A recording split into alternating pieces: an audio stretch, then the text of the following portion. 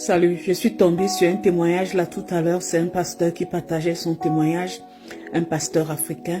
Il a été invité aux États-Unis pour une prédication par ses collègues pasteurs. Donc une fois arrivé dans cette église, le jour où il devait prêcher, personne n'est venu. Personne n'est venu, il n'y avait personne dans la salle. Il n'y avait qu'une seule personne qui est venue et c'était une femme.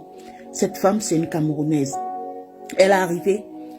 Et son collègue pasteur américain de lui dit, mais comment on va faire? Les gens ne sont pas venus. Tu vas faire comment? Tu ne vas pas prêcher parce que la salle est vide. Il a dit ceci, écoute, si cette dame est venue, je vais prêcher comme si je prêchais à des milliers de personnes. Alors je suis là pour mon travail. Si j'ai un micro à main et si Dieu m'a fait venir ici, alors je vais prêcher cette parole. La dame était là, il a prié pour l'ouverture de la prédication. Après, il a commencé à prêcher. Il a prêché comme s'il prêchait à des milliers de personnes. Quand il a fini de prêcher, il a arrêté la prédication. Puis son collègue est venu lui dire, la qualité que c'est là, la lourde ça prend là, est-ce que tu vas encore prêcher demain? Il a dit, je ne sais pas, mais demande à cette femme, cette Camerounaise s'appelait Joséphine, demande à Joséphine, si elle vient demain, je vais prêcher. Alors, son collègue a demandé à Joséphine, viendras-tu demain pour notre prédication, vu que la salle est vide et personne ne veut venir? Est-ce que tu viendras demain? Joséphine a dit, je ne sais pas si je serai là demain. Je ne sais pas. Elle n'a pas donné la raison pour laquelle elle ne sait pas pourquoi elle ne pourra pas être là demain ou pas. Le pasteur aussi a dit, je ne sais pas aussi si je serai là demain. Laissons Dieu faire. Et le lendemain, à la même heure, ils se sont retrouvés à l'église. Joséphine est venue. Et il y a un autre pasteur qui est arrivé, qui était d'une autre église, qui a suivi la situation, qui est venu dire au pasteur là que vraiment, j'ai compris ce qui se passe dans cette église. Les gens ne veulent pas venir parce que tu es noir. Il n'a pas écouté. Il a prêché. Quand il a fini de prêcher, Joséphine a dit ceci, l'Esprit de Dieu est dans cette maison. Le pasteur lui dit, il est où? Celui même qui prêchait dit, il est où? Parce que nous ne sommes que 3 ici, 4. Donc il y a toi, l'autre pasteur qui est arrivé pour se lamenter avec moi qu'il n'y avait personne quand je prêche.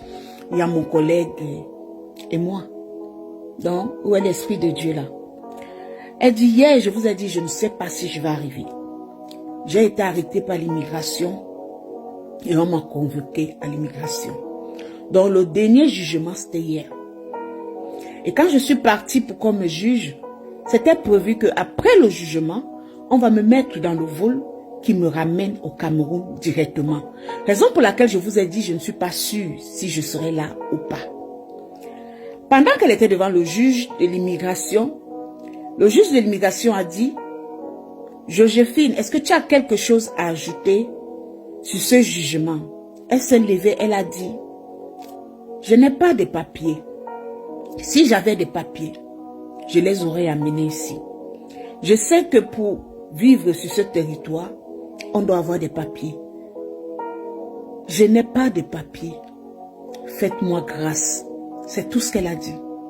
Faites-moi grâce. Et l'autre avocat de l'immigration, tellement colère qu'il voulait voir que Joséphine soit déportée, il a commencé à bavader. Et le juge a dit, si vous continuez à bavader, je vais vous mettre dehors. Vous avez tellement bavardé ces jours-ci que aujourd'hui c'est mon tour de bavader, de donner mon jugement. Donc vous n'avez pas le droit de parler. Il a encore dit à Joséphine, donne-moi une raison, une seule raison pour laquelle je devrais te laisser dans ce pays. Elle a dit ceci, j'ai une pauvre maman vieille à Yaoundé, malade. Elle survit grâce à moi, grâce aux petits travaux que je fais ici. Et elle est fière de moi. Le jour où elle me verra, elle mourra.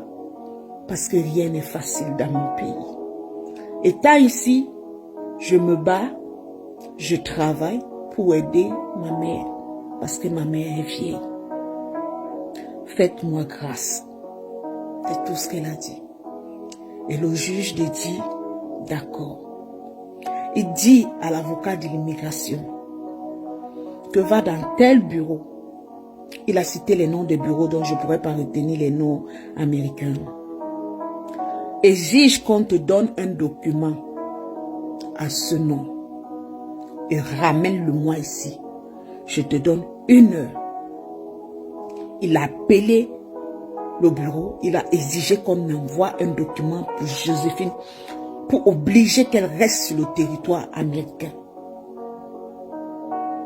Si ce n'est pas Dieu qui peut faire ça, si ce n'est pas Dieu qui peut faire ça, si ce n'est pas Dieu qui peut faire ça, Joséphine est arrivée à l'église, elle ne s'est pas découragée qu'il n'y a personne, elle va rentrer, non. Ce pasteur est arrivé, il ne s'est pas découragé qu'il n'y avait personne, il ne prêche pas, non. Il a relâché la grâce. Il a relâché la grâce.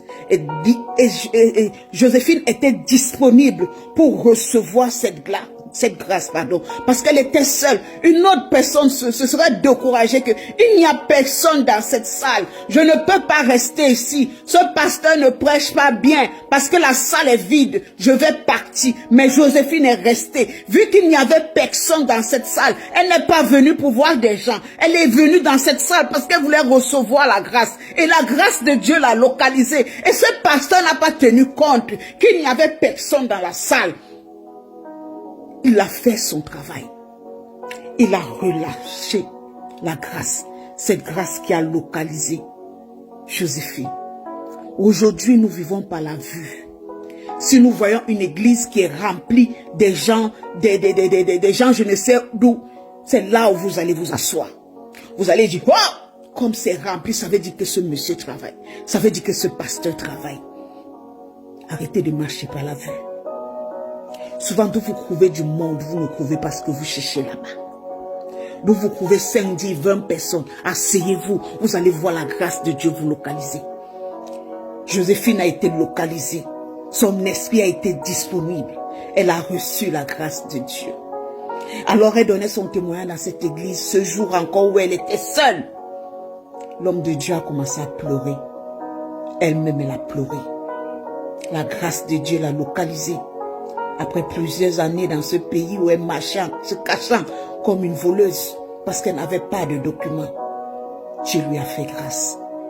Peu importe la situation dans laquelle tu te trouves, écoute, regarde le ciel. Regarde le ciel. Seul Dieu est capable de te sortir de cette situation. Tu vas beau faire de toutes tes forces, tu vas essayer de tout régler par tes moyens. Seul Dieu est capable. Que Dieu vous bénisse. Au nom de Jésus-Christ.